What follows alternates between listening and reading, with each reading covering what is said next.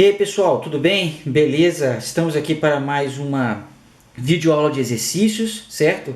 E na videoaula de hoje nós vamos falar sobre as relações ecológicas, as interações que existem entre os seres vivos, né? Matéria que foi passada para você aí através das videoaulas em 3 videoaulas. Então é interessante que você, antes de tentar fazer essas atividades, né, você assista essas videoaulas aqui, ó. A videoaula número 1, 2 e 3 sobre relações ecológicas. Muito bem, então vou dar uma lida na questão, certo? O que é interessante, como a gente sempre faz, né, é você dar uma lida antes de tentar ouvir minha resposta, beleza? Então, vou colocar a primeira questão agora, tá aí a questão, então eu peço para você agora dar uma paradinha no vídeo, lê a questão, tenta responder, que depois a gente vai responder junto, beleza?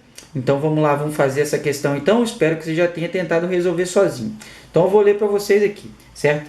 Ele fala o seguinte, ó, é um estudo realizado sobre as relações mutualísticas entre a planta Hirtella myrmecophila e a formiga Alomerus octoarticulatus, mostrou que a associação não é 100% benéfica para ambas o tempo todo. Apesar de proteger as plantas contra ataques de outros insetos herbívoros em ramos colonizados pela formiga, que se alimenta de domáceas das folhas, normalmente não há desenvolvimento de flores e frutos, porque a formiga corta os ramos florais assim que eles começam a crescer. Observa-se que em alguns ramos não há formação de domáceas e, sem a presença da formiga, a planta consegue se reproduzir. Apesar da relação mencionada no excerto apresentado não ser benéfica o tempo todo em toda a planta, ainda pode ser considerada mutualismo. Por quê? Primeiro aí, ó, as domáceas são estruturas que existem nas plantas que são geralmente colonizadas aí por ácaros, né, que se alimentam de fungos. Então é uma forma aí de proteção que alguns seres vivos possuem, algumas plantas possuem através dessas estruturas, beleza? E aqui nós estamos falando sobre uma relação entre formiga e planta, né? Só lembrando aí que ele pergunta, pode ser considerado uma relação de mutualismo, por quê? Então, para você que não lembra o que é uma relação mutualística, é aquela relação obrigatória entre os seres vivos, onde os seres vivos que estão envolvidos, eles se beneficiam de uma forma obrigatória, onde um ser vivo não consegue viver sem o outro, certo? A resposta a essa questão, se você acertou, a resposta dela é a letra C, que fala o seguinte, ó, a planta, além de fornecer alimento, é beneficiada pela proteção contra os herbívoros proporcionada pela formiga. Então, a resposta a essa questão aí é a letra C, que fala dessa relação. Por que pode ser considerada uma relação mutualística? Porque ainda há aí esse processo de proteção das formigas, né, em relação às plantas aí, certo? Então é muito importante entender essa relação que existe entre formigas e plantas, onde as formigas elas protegem as plantas aí dos seus predadores, né? Muito bem. Então nenhuma das outras alternativas está correta, beleza? Então resposta número 1, letra C, que é a que representa a relação mutualística entre as duas espécies aí. Espero que você tenha acertado.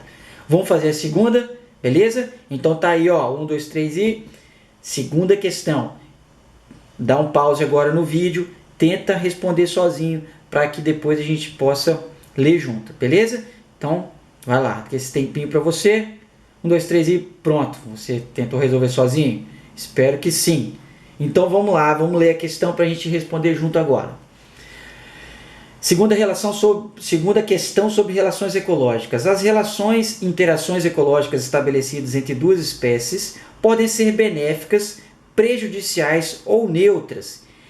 E uma das formas de representação é o uso de símbolos. Aí você tem o símbolo positivo para representar uma relação benéfica, negativo para representar uma relação prejudicial e o zerinho para representar aí uma relação neutra.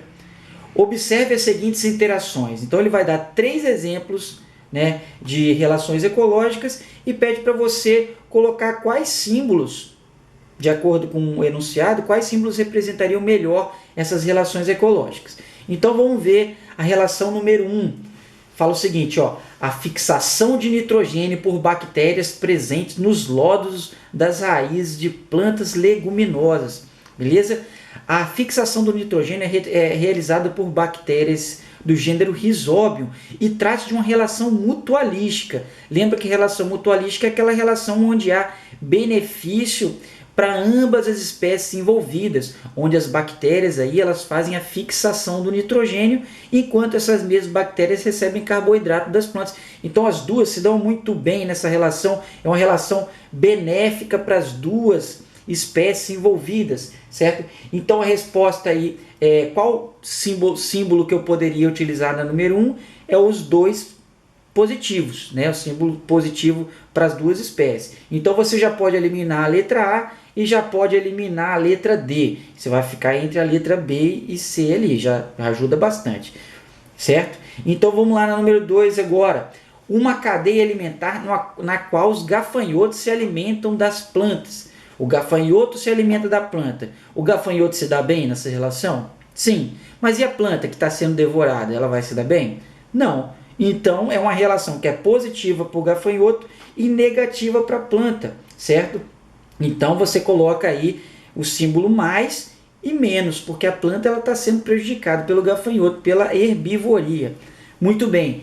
E a afirmativa número 3, os vermes que vivem no intestino de uma criança. O verme é um parasita. O parasita que está lá no intestino da criança, ele está se dando bem? Sim. E a criança lá que está sendo parasitada por uma verminose, está se dando bem? Não, certo? Então, ó, eu classificaria a simbologia da número 3 também com um positivo e um negativo, já que a criança ela sai prejudicada, certo? A resposta aí da número 2, se você acertou, você acertou. Se você marcou a letra B de bola, beleza? Então aí, ó, mais menos, mais menos. Beleza? Espero que você tenha acertado. Vamos agora para a terceira questão sobre relações ecológicas. Vamos lá. Bem, número 3, tá aí a questão. Dá aquela lida boa, tenta resolver sozinho. Muito bem, espero que você tenha feito isso. Agora vamos resolver junto. Muitos seres vivos que vivem em associação com outros seres de outras espécies, mantendo com eles relacionamentos harmônicos, mutualismo ou desarmônico, parasitismo, os seguintes relacionamentos. Então ele dá 3 exemplos de relações ecológicas e pede para você aí classificar, né, que relações ecológicas são essas. A primeira, Rhizobium. Nós acabamos de falar sobre essa relação ecológica, é talvez uma que cai muito em vestibular. A fixação do nitrogênio, senhores, cai muito em vestibular, então é muito importante que você saiba, né, o papel dessas bactérias Rhizobium aí, né? Bem, os Rhizobiums são bactérias que fazem a fixação do nitrogênio, é uma relação mutualística entre bactérias e raízes de plantas que auxiliam a planta a ter o nitrogênio que ela precisa. Segunda relação que está representada são as micorrizas. Então, se você assistiu a videoaula sobre relações harmônicas, você sabe que as micorrizas é uma relação mutualística que existe entre raízes de plantas e fungos, onde o fungo absorve água para a planta, passa para a planta e a planta aí vai dar os carboidratos que o fungo precisa, já que o fungo não produz o próprio alimento. Então, micorrizas também são exemplos de relações mutualísticas. Mutualismo é aquela relação benéfica para os dois indivíduos, lembra aí, para as duas espécies envolvidas. E a terceira são os líquens. Você sabe muito bem que o líquen é uma associação entre alga e fungo, uma relação mutualística também, onde uma alga não vive sem o fungo, os dois se beneficiam. Então, a resposta da número 3 é a letra A, onde fala assim que os Rhizobiums, as micorrizas e os líquens, todos eles são casos de mutualismo. Beleza? É só, facinha, claro, se você assistiu a videoaula, né? Vamos para o número 4, para acabar logo, vamos nessa. Questão número 4, vamos nessa, vamos ler aqui. Então primeiro, ó, lê sozinho, dá aquela paradinha no vídeo, tenta responder, espero que você tenha feito isso. Vamos lá, vamos responder junto agora. No Brasil, cerca de 80% da energia elétrica advém de hidrelétricas, cuja construção implica o represamento de rios.